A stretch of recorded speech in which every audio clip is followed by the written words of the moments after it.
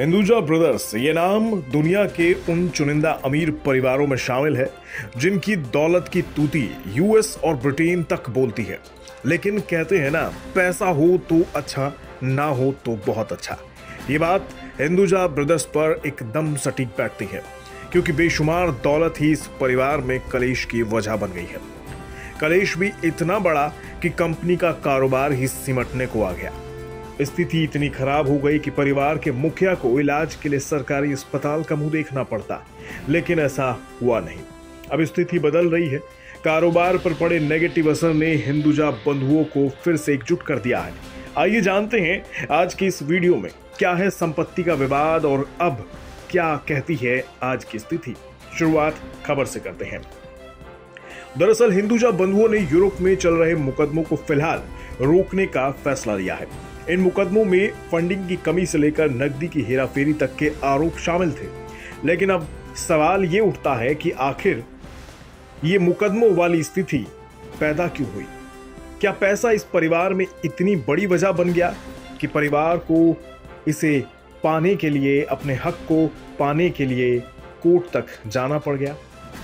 दरअसल पहली और दूसरी जनरेशन में किसी के बीच कोई विवाद नहीं था।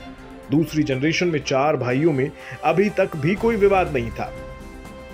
2 जुलाई 2014 4 भाइयों ने कथित तौर पर एक समझौते पर हस्ताक्षर किया, जिसमें कहा गया था कि एक भाई की संपत्ति सभी की है और प्रत्येक भाई दूसरे को अपने एग्जीक्यूटिव के रूप में नियुक्त करेगा।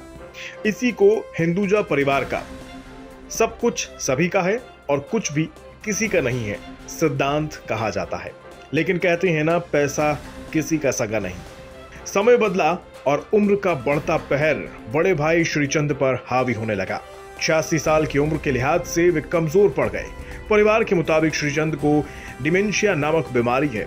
इस बीमारी में आदमी मानसिक शक्ति खो बैठता है। आसान शब्दों में कहें तो बातों को भूलने लगता है।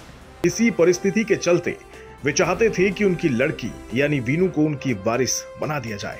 बस यही वो कारण था जिसने इस हाई प्रोफाइल झगड़े को कोर्ट तक पहुंचा दिया, क्योंकि बाकी तीनों भाइयों के बच्चे भी अब यही चाहते थे, जिसका सीधा सा मतलब था कि कारोबार और परिवार में बंटवारा। ऐसे में ये ग्रुप अलग अलग टुकड़ों में 4 भागों में बंट जाता। आपको बता दें, हिंदुजा ब्रदर्स की कुल संपत्ति करीब 1.2 लाख करोड़ की है। हिंदुजा समूह में इस समय 4 भाई अलग अलग देशों में बिजनेस की कमान संभाल रहे हैं।